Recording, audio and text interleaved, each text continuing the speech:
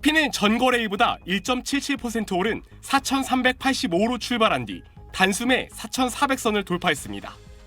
메모리 반도체 부족으로 가격이 오르면서 반도체 기업들 실적이 크게 좋아질 거란 예측이 힘을 받았습니다.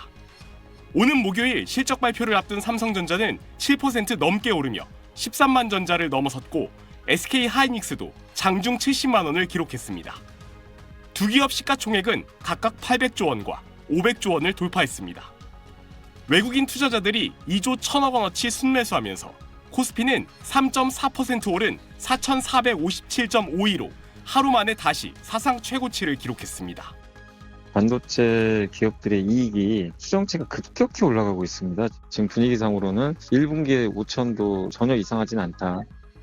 정부는 지난 주말부터 이어지고 있는 베네수엘라 사태가 우리 경제와 수출에 미치는 영향은 제한적일 걸로 분석했습니다. 우리나라의 베네수엘라 수출은 약 4,200만 달러로 전체 수출에서 차지하는 비중이 0.1% 미만으로 적기 때문입니다. 베네수엘라의 전 세계 원유 수출 비중도 0.7%에 불과해 국제 유가 영향도 제한적일 걸로 보입니다. 베네수엘라가 좀 막혀 있었거든요. 미국 때문에. 근데 그런 것들이 좀 풀어질 거잖아요. 아무래도 유가 안정에 큰 도움이 될 것 같고. 다만 지정학적 불안감이 완전히 사라진 건 아닙니다. 위험회피 심리로 달러화 가치가 오르면서 원달러 환율은 전거래일 대비 소폭 올랐고 안전자산인 금은 2% 올랐습니다. 최근 회복세를 보인 비트코인은 유가 하락 전망이 인플레이션 둔화, 금리 인하 기대로 이어지며 사태 이후 3% 넘게 올랐습니다. SBS 박재현입니다. 3, 2, 1 눌러주세요. 평소보다 1시간 늦은 오전 10시에 개장한 코스피는 시작부터 가파르게 올랐습니다. 전 거래일보다 10포인트 오른 채 출발해 장중 기준 역대 최고치인 4,226을 바로 넘어섰습니다. 오름폭을 키워나가며 오후 2시 반쯤 4,300을 돌파했고 마감 직전 한때 4,313까지 오르기도 했습니다. 코스피는 전 거래일보다 95.46포인트 급등한 4,309로 장을 마치며 새해 첫 거래일에 사상 최고치를 달성했습니다. 장 초반에는 개인이, 장 후반에는 외국인이 상승을 주도했는데 외국인은 오늘 6,447억 원어치를 매수했습니다. 지난해 역대 최대 수출 실적을 기록한 대형 반도체 종목들이 상승세를 이끌었습니다. 삼성전자는 무려 7.17% 급등한 12만 8,500원으로 신고가를 기록하며 13만 전자를 눈앞에 뒀습니다. SK하이닉스도 3.99% 급등한 67만 7천원으로 마감해 역시 신고가를 경신했습니다. 반도체류 수출 증가에 따른 실적 기대감이 큰 주도업종 위주로 외국인들이 큰 규모로 매수를 하고 있습니다. 코스닥 지수는 20.1포인트 오른 945.57에 장을 마감했습니다. 코스피는 올해 상반기에도 반도체 호황과 정부의 자본시장 활성화 정책 등으로 이 상승세를 이어갈 것이라는 전망이 우세합니다. 코리아 디스카운트를 완전히 해소하고 선진 시장으로서 코리아 프리미엄 시대를 여는 원년이 되기를. 정부는 자본시장의 근본적인 체질을 개선하고 불공정 거래는 무관용 원칙으로 근절하겠다고 밝혔습니다. SBS 김혜민입니다. 5억 6,600만 원, 지난해 우리나라의 가구당 평균 자산입니다. 5년 전보다 1억 2천만 원, 약 27% 늘었습니다.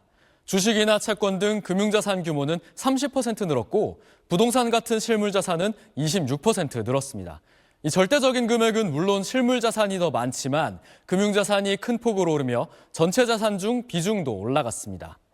지난해 AI 반도체 호황과 정부의 증시부양책으로 이런 흐름은 더 빨라졌습니다. 코스피는 1년 만에 75.6% 오르며 주요국 중 가장 큰 폭으로 상승했습니다.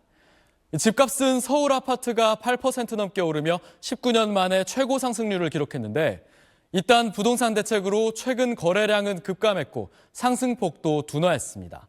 그럼 올해는 어떨까요? 증권가가 예상한 올해 코스피 지수는 3,500에서 5,500 수준으로 대체로 상승 전망이 많았습니다. 예상 경제 성장률이 2% 수준으로 지난해보다 높은 데다 올해도 이어질 반도체 수출 호조, 정부의 증시 부양책이 상승 동력이 될 수 있다는 겁니다. 주식시장의 레벨업을 위한 그 조치들이 훨씬 더 구체적이고 지속적으로 추진되면서 전반적인 투자 심리를 끌어올리는 게 중요하다. 부동산은 투자 열기가 남아있지만 보유세 개편 논의나 공급 대책 수준에 따라 방향성이 결정될 거란 예상이 나옵니다. 거래세는 낮추고 보유세는 높일 거냐, 아니면은 고가 1주택자 장기 보유 특별 공제를 축소할 거냐. 시장이 이제 조금 좀 출렁일 수 있는 그런. 다만 미국과 우리나라 모두 금리 인하 기조가 마무리 단계에 있다는 점과 꺼지지 않는 AI 거품론은 중요한 변수입니다. 또 6월 지방선거와 11월 미국 중간선거도 자산시장에 영향을 미칠 걸로 보입니다. SBS 이태권입니다. 4214.17, 코스피는 4200선을 시키면서 올해 정규장을 마감했습니다. 개인 투자자들이 몰리면서 장중 4226.36까지 올라 지난달 4일 기록한 사상 최고치에 근접했지만 외국인과 기관 투자자의 매도에 기록 달성에는 실패했습니다. 반도체 슈퍼사이클에 대한 기대가 이어지며 삼성전자가 처음으로 장중 12만 전자를 기록했고 SK 하이닉스도 장중 65만을 넘으며 역시 최고가를 경신했습니다. 올해 2400.87로 출발한 코스피는 새 정부 출범과 추경 기대에 지난 6월 20일 3000선을 돌파했습니다. 4개월 뒤엔 4000선마저 넘었습니다. 전 세계적인 AI 투자 확대로 반도체 수출이 역대 최대치를 경신한 것과 주주 이익을 보호하는 두 차례의 상법 개정 등이 큰 영향을 미쳤습니다. 이런 흐름에 힘입어 코스피는 올해 75% 이상 상승하며 주요국 증시 중 가장 높은 상승률을 보였습니다.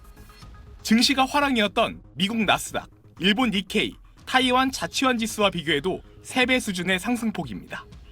코스피 시가총액도 3,478조 원을 기록하며 지난해 말보다 77%나 증가했습니다. 미국이 상호관세를 발표를 하면서 주식시장도 사실은 급락을 했던 상황들입니다.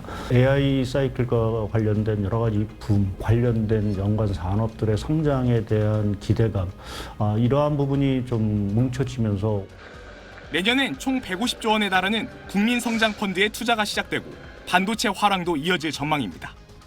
다만 AI 거품론에 대한 우려는 여전히 남아있기 때문에 신중한 투자가 필요하다고 전문가들은 말합니다. SBS 박지현입니다.